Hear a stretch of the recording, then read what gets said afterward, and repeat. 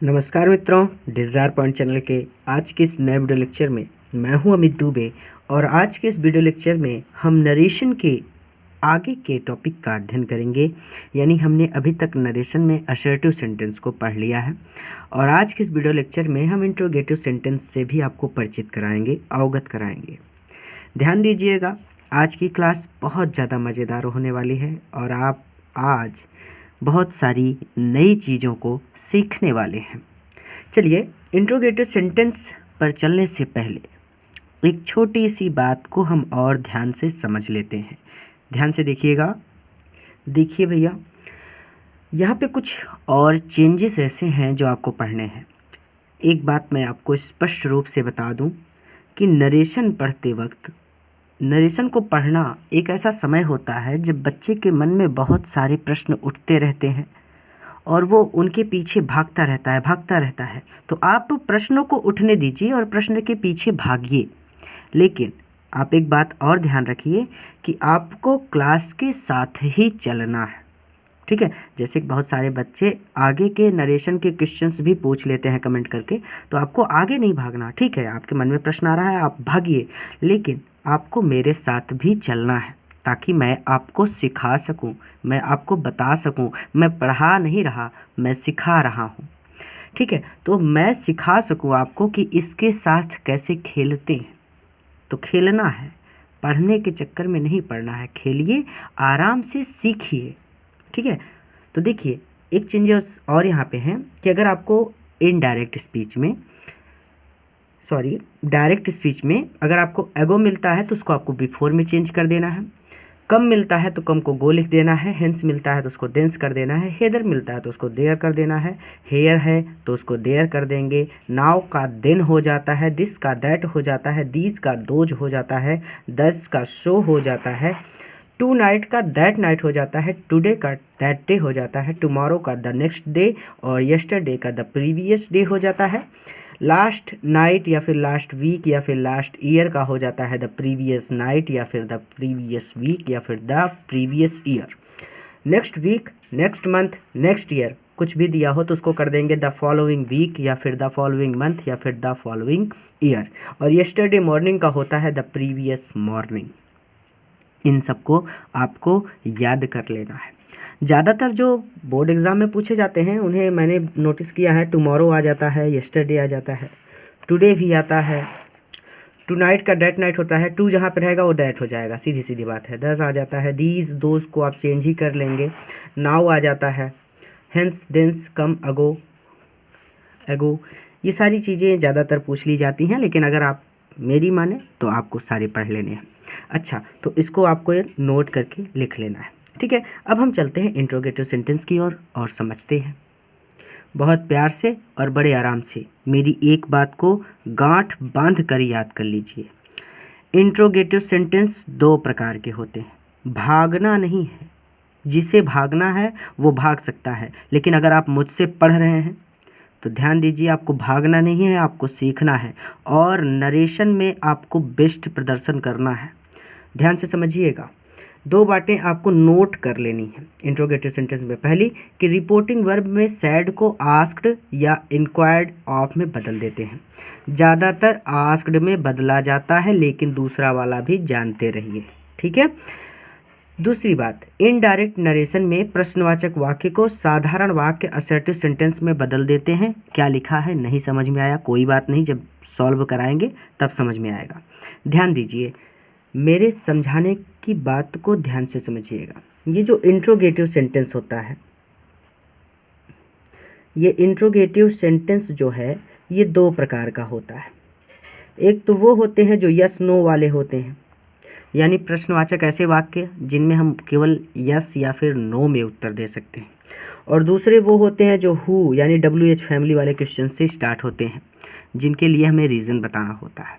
जैसे मोटी मोटी बात, पहला वाला वो है जैसे आपसे किसी ने पूछा कि क्या आज आपने खाना खाया, तो आप उसको बता सकते हैं हाँ मैंने खाना खाया, और वो व्यक्ति समझ जाएगा। आप कह दें नहीं, तो वो व्यक्ति समझ जाएगा कि आज आपने खाना नहीं खाया। आराम से चलना है, ध्यान से समझिएगा हर एक बात को। दूसरा, अगर वही व्यक्ति आपसे पूछा था कि आपने आज खाना क्यों नहीं खाया, तब आपको उसको रीज़न बताना पड़ता, क्योंकि आज मेरे पेट में दर्द था, क्योंकि आज मम्मी ने खाना नहीं बनाया था, क्योंकि आज मुझे विद्यालय जल्दी आना था इसलिए मैं खाना नहीं खा सका। कई रीज़न हो सकते हैं। तो जहाँ पे रीज़न बताना पड़े वो दूसरा है, और जहाँ पे रीज़न ना बताना पड़े, केवल यस नो बोलना पड़े, वो पहला है। तो आज ऐसा करते हैं कि आज हम पहले वाले को बहुत विधिवत ढंग से समझ लेते हैं, ठीक है। भागना नहीं है, आराम से समझना है। और पहला वाला जो है ये बड़ा गजब का बनता है, बहुत ज़्यादा मज़ा आने वाला है आपको, ये मेरा प्रॉमिस है। देखिए पहला वाला यानी जो यस नो होता है उसको, यानी आज हम पढ़ेंगे इंट्रोगेटिव सेंटेंस फर्स्ट को। पूरा का पूरा ध्यान आपका केवल एक बात पर रहना चाहिए, और वो बात केवल इतनी है कि आज के इस वीडियो लेक्चर में मैं केवल इंट्रोगेटिव सेंटेंस फर्स्ट का अध्ययन करूंगा और उसे बहुत अच्छी तरह से सीखूंगा, ठीक है। इसके आगे आपका दिमाग कहीं पर भी नहीं जाना चाहिए, मेरा प्रॉमिस है। वीडियो ख़त्म होगा और आपके लिए इंट्रोगेटिव सेंटेंस फर्स्ट धुआं होने वाला है, तो ध्यान से समझिएगा, बहुत ज़्यादा आराम से। तो इंट्रोगेटिव सेंटेंस फर्स्ट, देखिए एक बात मोटे मोटे स्तर पे मोटी मोटी समझ लीजिए कि जहाँ पे अभी तक आप दैट लगा रहे थे वहाँ पे, यानी दैट के स्थान पे आपको इफ़ या विदर का यूज करना है। ज़्यादातर इफ़ का यूज किया जाता है और कुछ बहुत ही कम कंडीशन में विदर का यूज होता है, और वो कौन सी कंडीशन होती है ये मैं बताऊंगा अभी आपको, ठीक है। तो अभी हम चलते हैं इंट्रोगेटिव सेंटेंस फर्स्ट की ओर। ध्यान से समझिएगा, फिर से कह रहा हूँ, भागना नहीं है, सीखना है, और जब सीखना है तो धीरे धीरे सीखा जाता है। आपने साइकिल चलानी जब सीखी थी तो आप एक ही दिन में नहीं सीख गए थे, आपने धीरे धीरे सीखा था। ठीक वैसे ही समझ लीजिए कि आप आज साइकिल चला रहे हैं और आज आपका उद्देश्य है कि आपको इंट्रोगेटिव सेंटेंस फर्स्ट समझना है। इंट्रोगेटिव सेंटेंस समय बचा तो मैं सेकंड भी आज इसी वीडियो लेक्चर में कंप्लीट करा दूंगा, ठीक है। जैसे एक एग्जांपल लेते हैं, बहुत सिंपल सा एग्जांपल लेते हैं, बहुत ही साधारण सा वाक्य लिया है, देखिए कैसे गजब की ट्रिक से बनेगा। आई सेड टू हिम, मैंने उससे कहा, आर यू सिंगिंग, क्या तुम गा रहे हो। वाक्य कैसे चेंज होगा, मैंने कहा सैड टू के स्थान पे आपको लिखना है आस्क्ड, जब ये क्वेश्चन मार्क दिखेगा तभी, ठीक है, यानी इंट्रोगेटिव होगा तो आस्क्ड लगेगा।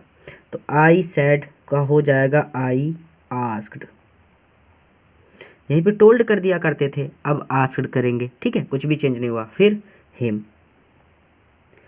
अब मैंने कहा कि दैट के स्थान पे आपको इफ़ या वेदर यूज करना है, तो कामा इन्वर्टेड कामा हटाने के लिए आपको यहाँ पे लिखना पड़ेगा इफ़, ठीक है, क्योंकि वाक्य असर्टिव का होता तो वहाँ पे दैट लगाते, लेकिन यहाँ पे इफ़ लगेगा।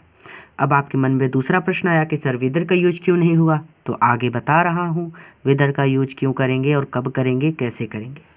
अब इफ़ लिखने के बाद इस वाक्य को आपको सिंपल टेंस बना देना है, यानी सबसे पहले सब्जेक्ट, फिर वर्ब, फिर उसके बाद अदर वर्ड, यानी ऑब्जेक्ट फिर अदर वर्ड, इस तरह से इस रूप में बनाना है। सब्जेक्ट प्लस, अगर हेल्पिंग वर्ब है तो एच वी भी लिखना है, प्लस वर्ब लिखना है, प्लस ऑब्जेक्ट लिखना है, प्लस अदर वर्ड, यानी सबसे पहले सब्जेक्ट, फिर हेल्पिंग वर्ब है तो helping verb, plus verb, plus object, plus other word, इस रूप में आपको लिखना है। तो अब सबसे पहले आपको इफ़ के तुरंत बाद आपको सब्जेक्ट लिखना है। तो जब सब्जेक्ट लिखना है तो सब्जेक्ट है यू, यू आएगा सेकेंड पर्सन यानी ऑब्जेक्ट के पास, हिम का हो जाएगा ही ना, तो इफ़ ही, उसके बाद ही के बाद वर्ब, तो आर यहाँ पे मेन वर्ब है, क्योंकि यहाँ पे कोई और वर्ब नहीं है इसलिए ये आर मेन वर्ब हो गई। तो आर का इज एम आर का वाज या वर हो जाता है ना, तो ही के साथ वाज लगेगा, ही वाज, उसके बाद सिंगिंग का सिंगिंग, फुल स्टॉप। कोई बड़ी बात नहीं थी, बहुत ज़्यादा आसान था, कुछ नहीं किया। आई सेड टू हिम, पहले इतना समझिए, आई सेड टू हिम, यहाँ पे क्या करना है, यहाँ पे एक छोटा सा चेंज करना है। आई है तो आई तो सब्जेक्ट की तरह लिखा जाएगा, उसमें तो कोई चेंज होना नहीं है, लेकिन सेड टू को हम चेंज कर देंगे आस्क्ड में। आस्क मीन्स होता है पूछना, ठीक है, तो आस्क मतलब पूछा, राम ने उससे पूछा, आई आस्क्ड हिम, मैंने उससे पूछा। इफ कॉमा इन्वर्टेड कॉमा के स्थान पे इफ लिखेंगे। ही वाज सिंगिंग, यानी आर यू सिंगिंग था, तो अब ये इंट्रोगेटिव में था, हमें इसे अफर्मेटिव सेंटेंस बना देना है, इस वाले वाक्य को, अंदर वाले वाक्य को। इफ़ के तुरंत बाद सब्जेक्ट, यानी इस वाले पूरे वाक्य को हमें अफर्मेटिव सेंटेंस बनाना है, तो ही वाज सिंगिंग हो जाएगा। एक और एग्जांपल ले लेते हैं, कोई बात नहीं, नहीं समझ में आया कोई बात नहीं, फिर से बहुत ही साधारण सा वाक्य फिर से ले लिया कि I said to her are you playing. ठीक है, तो अब जैसे इसको किया था सेम वैसे इसको भी करना है। तो आई सेड टू हर, चूँकि ये क्वेश्चन मार्क है यहाँ पे यानी इंट्रोगेटिव सेंटेंस है, तो इंट्रोगेटिव सेंटेंस में प्रश्न पूछा जाता है, तो सैड हो जाता है आस्क में, तो आई आस्क्ड हो जाएगा, आस्क्ड हर।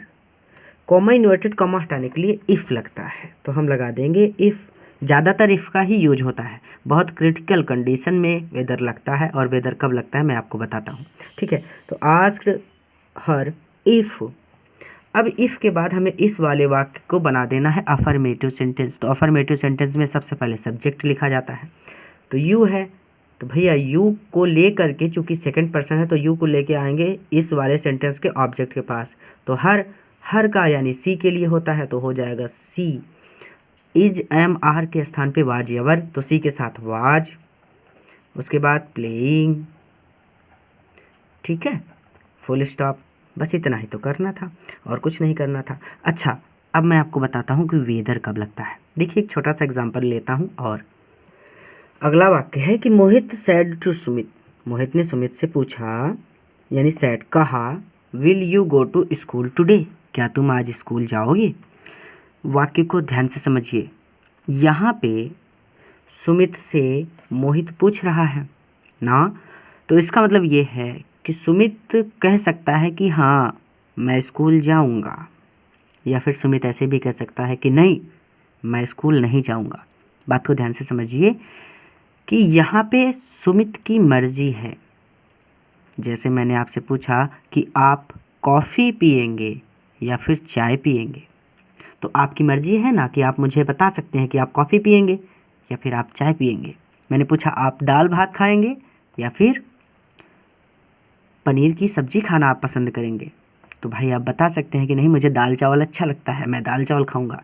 या फिर आप कह सकते हैं कि नहीं मुझे आज पनीर खानी है ना।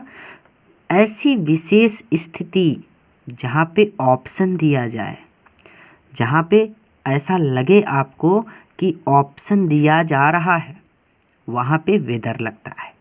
ठीक है, अगर वेदर नहीं लगा के आप इफ़ भी लगाते हैं तो भी कोई बात नहीं है, बस हल्का फुल्का अंतर होगा, लेकिन वाक्य सही होगा, क्योंकि इफ़ जो है ये प्रचलन में है, ये ज़्यादातर यूज किया जाता है, बहुत लंबे समय से पहले से ही यूज किया जा रहा है। बस आप जानते रहिए, अगर आप वेदर लगा देंगे तो और अच्छी बात है, नहीं तो आप इफ़ से भी कर सकते हैं। ठीक है, तो जैसे ये वाक्य मोहित सेड टू सुमित, तो ये हो जाएगा मोहित सेड टू का हो जाएगा आस्क्ड, सुमित का सुमित। कॉमा इन्वर्टेड कॉमा हटाने के लिए इफ़ लगेगा, लेकिन यहाँ पे will you go to school today, क्या तुम स्कूल जाओगे, तो मोहित यानी सुमित कह सकता है कि मैं नहीं जाऊँगा, या फिर सुमित कह सकता है कि हाँ मैं जाऊँगा, तो यहाँ पे विदर लगेगा। चलिए रेड पेन से लिख देते हैं, विदर लग गया। अब इफ़ या विदर कुछ भी लगे, हमें इस वाले वाक्य को अफर्मेटिव सेंटेंस में बदल देना है। तो यू है, तो अब जब यू सेकेंड पर्सन है तो ये जाएगा किसके पास, सुमित के पास। यहाँ पे आएगा जो लिखा है वही लिख देना है, लेकिन सुमित है लड़के का नाम, तो यहाँ पे लिखा जाएगा ही। उसके बाद विल का चेंज हो जाता है वुड, मैंने आपको बताया था ना, सारे रूल चेंज करने के सारे रूल वही होते हैं। प्रेजेंट इंडेफिनिट है तो पास्ट इंडेफिनिट, प्रेजेंट कंटिन्यूस है तो पास्ट कंटिन्यूस, प्रेजेंट परफेक्ट है तो पास्ट परफेक्ट, वही है ही वुड। अब गो टू स्कूल, तो गो टू स्कूल तो ऐसे ही रहेगा, गो टू स्कूल। अब यहाँ पे आता है टुडे, तो मैंने टुडे का आपको बताया ना कि डैट डे हो जाता है, तो टुडे का हो जाएगा डैट डे और फुल स्टॉप।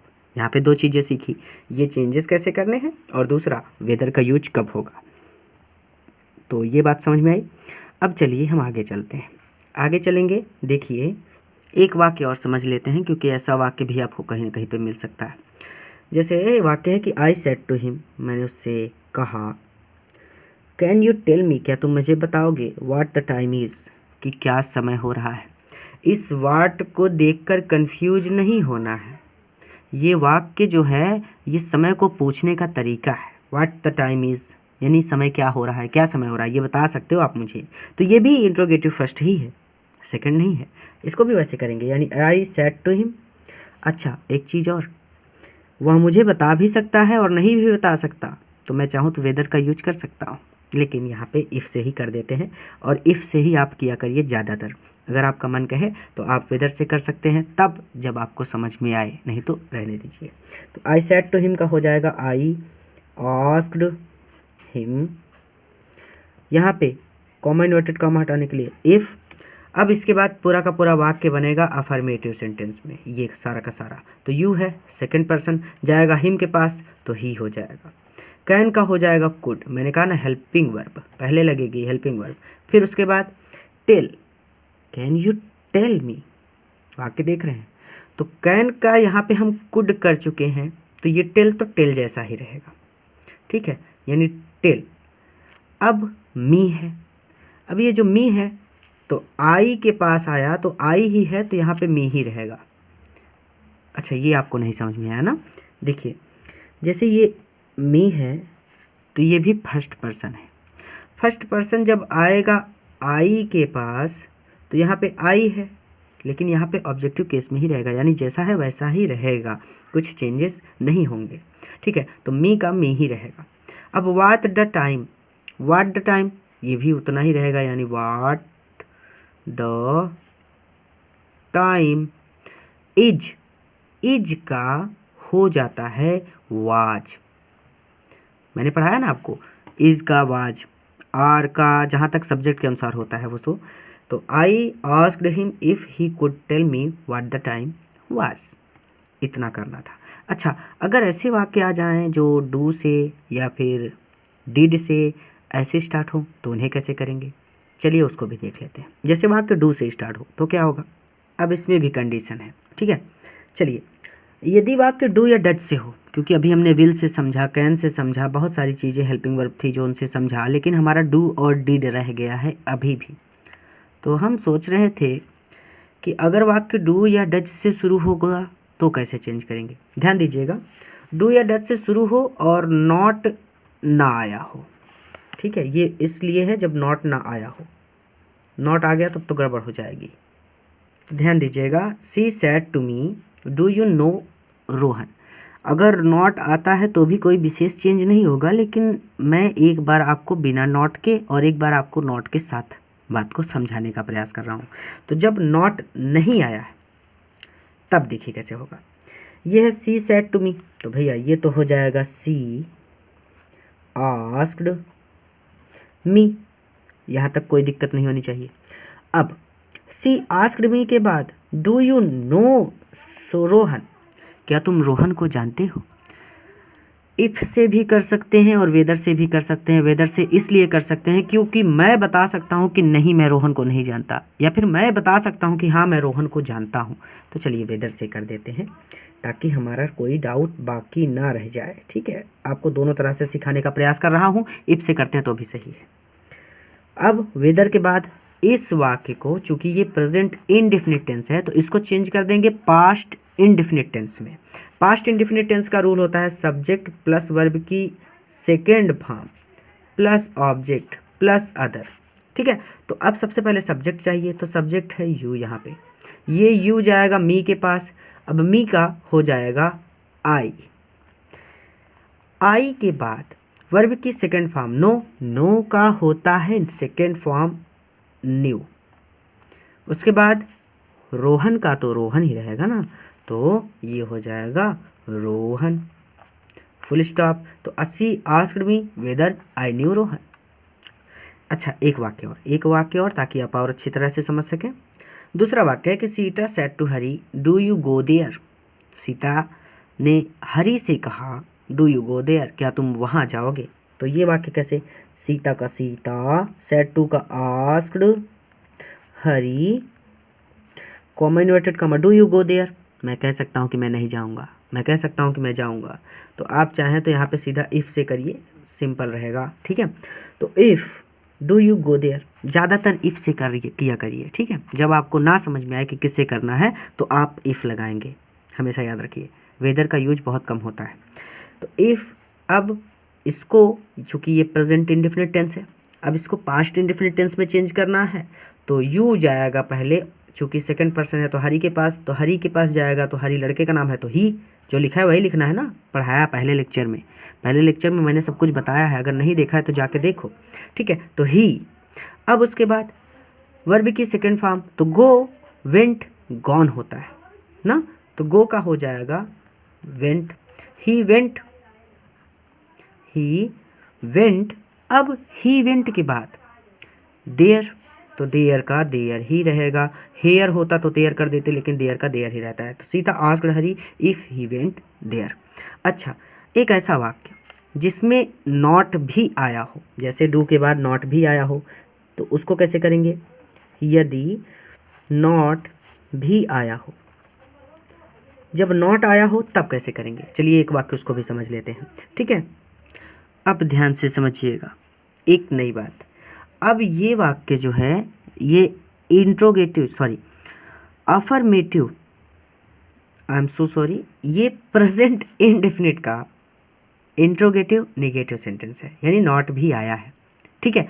तो अब हम इसको ना पास्ट इंडेफिनिट टेंस में तो चेंज करेंगे, लेकिन ये ऊपर वाला जो सेंटेंस था इसको हम पास्ट इंडेफिनिट टेंस का अफर्मेटिव सेंटेंस बनाते थे, इसको हम पास्ट इंडेफिनिट टेंस का नेगेटिव सेंटेंस बनाएंगे, ठीक है। ये देखिए वर्ब की सेकंड फॉर्म, लेकिन पास्ट इंडेफिनिट टेंस की जो नेगेटिव सेंटेंस का रूल होता है वो होता है subject plus did not plus verb की first form plus object plus other word, इस तरह से मैंने सब पढ़ाया आपको टेंसेस में। तो ये कैसे होगा, ये होगा FATHER, father said to me का हो जाएगा आस्क्ड मी। अब देखिए father asked me do you not obey me, क्या तुम मेरा आज्ञा का पालन नहीं, ओबे मतलब अनुसरण, क्या तुम मेरा अनुसरण नहीं करोगे। तो यहाँ पे आप चाहें तो वेदर भी लगा सकते हैं, लेकिन मैं इफ़ से कर रहा हूँ, तो इफ़, अब यू, सबसे पहले सब्जेक्ट चाहिए ना, तो यू, तो मी के पास जाएगा तो हो जाएगा आई, सारी चीज़ें पढ़ाई गई हैं, थोड़ा सा फास्ट पढ़ा रहा हूँ। अब इसको निगेटिव बनाना है तो भैया डिड नॉट लगता है, डिड नॉट, उसके बाद ओबे हिम का ओबे, यहाँ पे ओबे रहेगा, मी किसके लिए यूज हो रहा है, मी होता है फर्स्ट पर्सन जाएगा फादर के पास, और चूंकि फादर हैं तो फादर के लिए हो जाएगा ही, क्योंकि वो पुरुष हैं, लेकिन यहाँ पे जब मी के रूप में देखेंगे तो हो जाएगा हिम। इस बात को आप समझ रहे हैं ना, ही का हिम, ठीक है, सी का हर, इस तरह से, आई का मी, इस तरह से, ठीक है, जैसे पैसिव वॉइस में आपको पढ़ाया गया था। तो यहाँ पे हो जाएगा फुल स्टॉप, आसान सी बात थी, कुछ भी नहीं करना था ना। इस तरह से आप इसको चेंज कर सकते हैं। इसी तरह से अगर ये वाज या सॉरी इज़ एमआर से मैंने पढ़ा दिया, ठीक है, तो लगभग हो गए हैं। अच्छा, अगर वाक्य डिड से शुरू हो तो क्या करेंगे, यानी अगर वाक्य पास्ट इंडेफिनिट टेंस में हो तब क्या करेंगे। देखिए हमारा वाक्य है, यानी हम एक पास्ट इंडेफिनिट टेंस में भी एक एग्जांपल ले रहे हैं। हमेशा के लिए एक बात याद कर लीजिए, टेंसेस की जो चेंज करने का रूल होता है वो हमेशा वही होता है, ठीक है। अब चूंकि ये पास्ट इंडेफिनिट टेंस है तो पास्ट परफेक्ट टेंस में चेंज हो जाएगा, मैंने आपको पढ़ाया था ये सारी चीज़ें। तो ये अब इसको हमें ये पास्ट इंडेफिनिट टेंस यानी पास्ट इंडेफिनिट टेंस के वाक्य को हमें पास्ट परफेक्ट टेंस में बदलना होगा, और तभी बदल पाएंगे जब हमें रूल याद होगा। तो सभी रूल याद कर लीजिएगा। अब देखिए कैसे होगा, ही सेड टू मी, तो ही का हो जाएगा ही, सेड टू का आस्क्ड मी, यहाँ पे इफ़ से करेंगे इफ़। अब इसको बनाना है, चूँकि ये पास्ट इंडेफिनिट टेंस है तो ये चेंज होगा पास्ट परफेक्ट टेंस में, ठीक है। सब कुछ पढ़ाया गया आपको पिछले वीडियो लेक्चर में। तो यू है तो यू जाएगा मी के पास, तो मी का हो जाएगा आई, ठीक है। अब उसके बाद सब्जेक्ट के बाद पास्ट परफेक्ट टेंस का जो रूल होता है वो होता है subject plus had plus verb की थर्ड फॉर्म, इसी रूप में चलता है, plus object plus other word. तो अब सब्जेक्ट के बाद हमें हैड अपने आप से लिखना होगा, हम अपनी तरफ से लिख रहे हैं, भले कहीं नहीं दिया लेकिन हमें लिखना होगा जबरन, ये हमारी मजबूरी है। लेंड मीन्स होता है उधार देना, तो इसका हो जाएगा थर्ड फॉर्म लेंट, क्या तुम मुझे उधार दोगे, योर बुक, यानी क्या तुम मुझे अपनी बुक उधार दोगे। तो यहाँ पे आई हैड लेंट, वर्ब की थर्ड फॉर्म के बाद ऑब्जेक्ट। ऑब्जेक्ट क्या है, ऑब्जेक्ट है योर बुक, योर है ना। अब देखिए यहाँ पे चेंज कैसे होगा, जो योर बुक है, एक तो ये ऑब्जेक्ट है, दूसरा ऑब्जेक्ट यहाँ पे है मी, दो ऑब्जेक्ट आपको दिख रहे हैं। देखिए चेंज कैसे करेंगे इसको। अब चूंकि मी फर्स्ट पर्सन है, आई मी माई माइन इस तरह से होता है, ठीक है, आपने पढ़ा होगा। तो मी फर्स्ट पर्सन है तो मी जाएगा सब्जेक्ट के पास, जो लिखा है वही लिख देना है। तो ही का हिम लिखा जाता है, सी का हर लिखा जाता है, ठीक है। तो ही है तो इसका हो जाएगा हिम, ठीक है। अभी सुकून नहीं मिला, अभी और चेंज होगा, हिम तक पहुँचे। अब ये जो योर बुक दिख रहा है यहाँ पे यू, ये योर, ये बता रहा है कि पुस्तक तुम्हारी है। तो अब यू भी सेकंड पर्सन है, और जब सेकंड पर्सन है तो ये भी जाएगा किसके पास, ये भी जाएगा मी के पास, मी के पास आया। अब देखिए योर बुक तुम्हारी बुक, लेकिन मी के लिए यही चेंज हो जाएगा माई में। कैसे चेंज हुआ, आई मी माई माइन, आई का मी, ये पढ़ाया गया होगा आपको, आई मी माई माइन, ये सारे चेंजेस आपको पढ़ाए गए हैं। अगर नहीं पढ़ाए गए हैं तो आप कक्षा 8 की या फिर 7 की पुस्तक उठाएंगे तो उसमें आपको ये सारे मिलेंगे, आपको याद कर लेने हैं, ठीक है। तो माई यानी इसलिए कि जब किसी वस्तु पर अधिकार जमाना हो तो वहाँ पे ये माई लगेगा, यानी माई बुक, ये पुस्तक मेरी है, माई पेन, ये पेन मेरी है, इस तरह से। तो अब ये हो जाएगा बुक। कई सारी चीज़ें एक साथ मैंने आपको बताई और यहाँ पे लगेगा फुल स्टॉप। तो he asked me if I had lent him my book, और अगर ये यहाँ पे नॉट होता, you not lent me my book, तो आई हैड नॉट हो जाता, यानी हम भी निगेटिव में चेंज कर देते। इस तरह से आप इसको चेंज कर सकते हैं। मेरे ख्याल से आज आपके लिए बहुत ज़्यादा बड़ा लेक्चर हो गया है।